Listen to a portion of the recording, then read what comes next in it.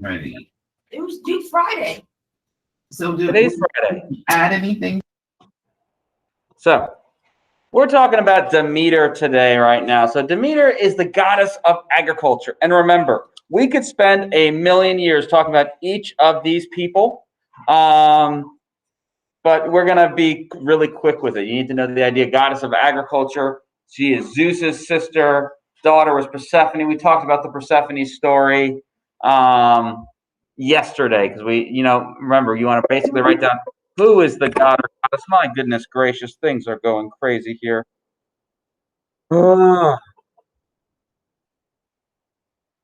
Wowzers. I apologize for that. He falls in love with Persephone, kidnaps her, gives her a pomegranate. She eats 6 seeds.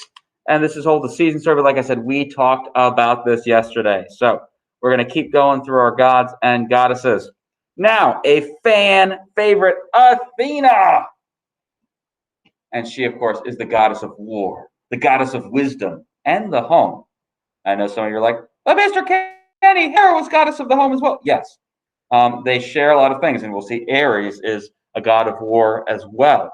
And it's this whole idea that there are overlapping in different aspects of this. Her symbol is the owl, and it's kind of cool. We still associate owls with wisdom today.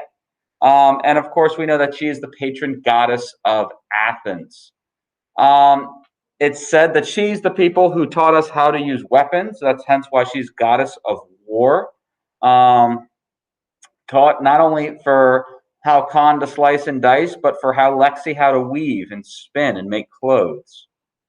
There's a great myth about Athens with that. And so basically, both Poseidon and Athena wanted Athens as their city-state. And so the Athenians are like, well, what will you give us to pick you? And so Poseidon's like, I'll give you a spring of water. Remember, he's god of the sea. This was salt water. So like Shania goes up to drink and she's like, yuck, this is gross.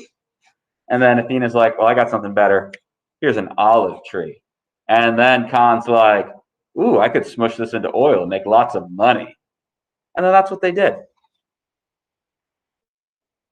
And her whole story, so if any of you picked Athena, I hope some of you are choosing her, like, her origin story, because her origin story is so good. Like, so Zeus, like, one day is like, oh, I've got such a headache. My head hurts so much. Because he's got a full-grown Athena stuck in his head.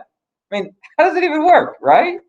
And, like, he's like, oh, my head hurts, my head hurts, my head hurts. And then, like an egg, she cracks out of his head, like, hey, Dad. And of course, like, she was said to like be born like with her armor and her weapons full grown and just like ready to go. Oh man, I love how zany some Greek myths can get because that's just like ridiculous. Anybody doing Athena for their project?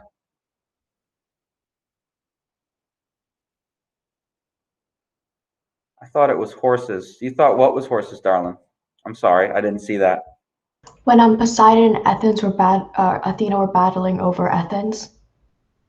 I've only heard the spring one of it. There could be a horse aspect of it as well, to be honest. Because one of the things, too, is you'll see different versions of this myth, too. Because not every version of the Athena myth doesn't have her jumping out of Zeus's head as well. So I'd have to look that up, but I'm not familiar with the horses aspect of it. I know the spring of salt water. So, fun.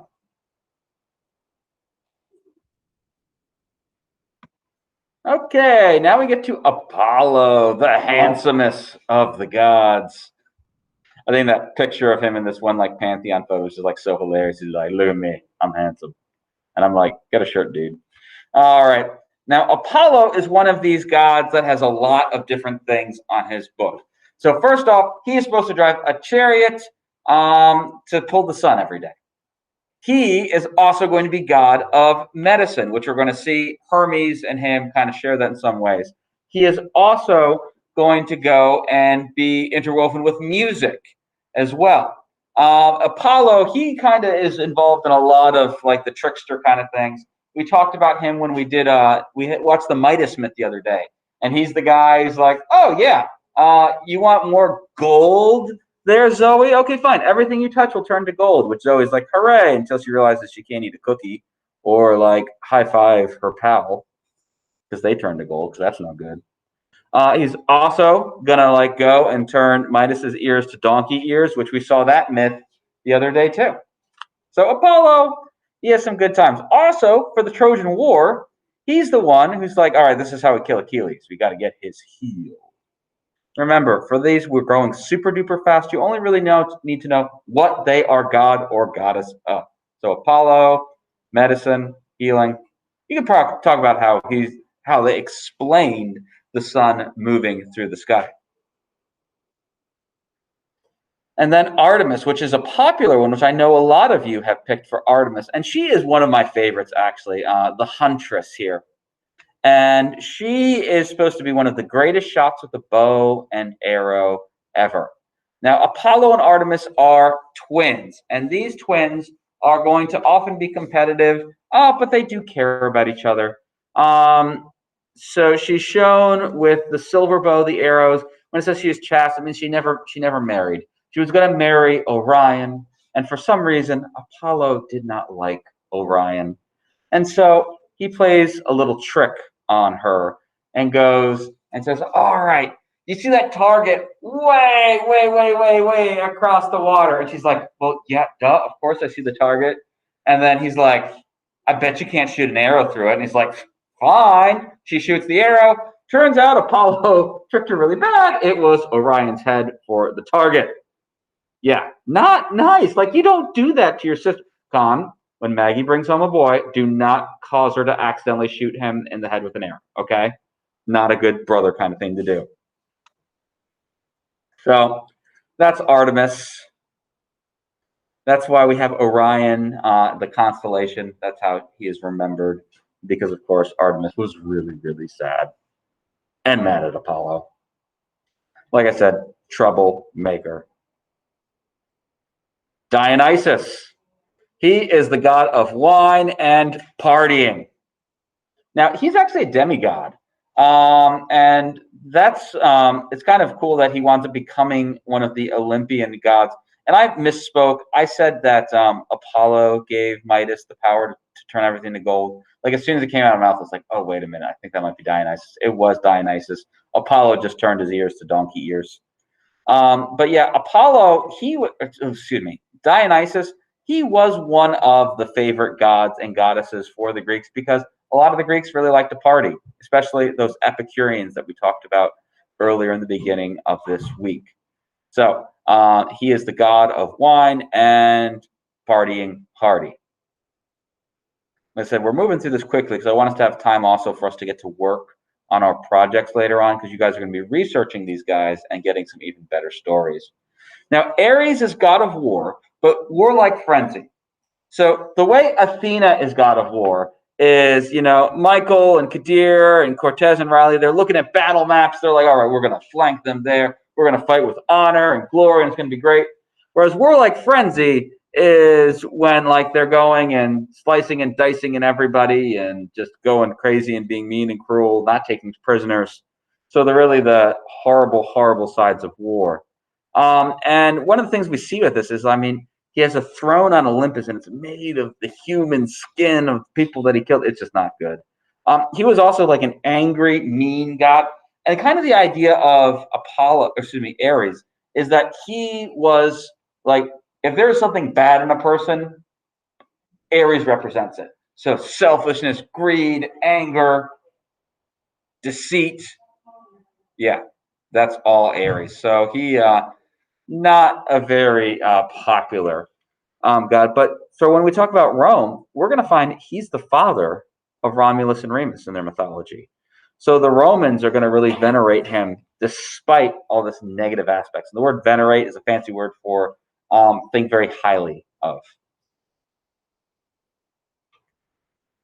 Hephaestus, one of my favorites. He's another one that has a couple different versions of his myth. Now, he's the god of fire and crafts. He's the blacksmith god. And he's the son of Zeus and Hera. Now, my favorite version of the myth, because we'll notice he can't walk very well. He's got a lame foot. He can't fully use his legs. Now, this is once again one of those things where, the Greek mythology, it doesn't always follow its own rules. So as the story goes, my favorite version, like I said, there are more than one versions of this story. Typically when you see a baby, they're so cute and your parents instantly fall in love with the baby. I mean, they love them before they even are born. I remember the first time holding my daughter and just how incredible it was. Well, Hephaestus is born. Hera takes a look at him and goes, "Oh, he's so ugly," and throws him off Mount Olympus. Is that crazy? There's that, like saying, a face only a mother could love. Well, even his own mother didn't love his face and threw him off Mount Olympus. And because for this one they chose for him to not follow like the rules of the gods, where gods are like immortal and you can't do anything to him, he's partially crippled in his leg, and so he's not able to go and walk very well. And Hephaestus is going to be cool though. He's going to make the armor, the weapons for the gods. I love the Disney movie Hercules, that version. And he's the guy who's hammering out all the thunderbolts for Zeus to be throwing down when the Titans are attacking. He makes jewelry for the goddesses. He created the first woman, Pandora, who of course is going to have Pandora's box, which unleashes all the terrible things into the earth. And he is actually going to be the one who marries Aphrodite. So that's always like a cool little thing there, where it's Aphrodite is supposed to be the most beautiful of the goddesses, and marries what is supposed to be the most ugly of them. And it was she wasn't happy about it, but Greek mythology, always a fun, crazy story. Aphrodite, a favorite for many students there. She is the goddess of love, the goddess of beauty. There are a couple different versions of her origin as well. Some say she was born of just the sea foam. If you've ever been to the ocean, when the waves wash up, you get that little white stuff from the oxygen going in there, so that all that coalesced and formed into her. And she, of course, we talked about her a little bit because she is part of the impetus of the Trojan War. Remember, her and Athena and Hera were all so Paris, who's the most beautiful? And she promised love to Paris, and he picked her. But we've talked about this, and like I said, these are things, if you chose Aphrodite, you could talk about those myths within your project.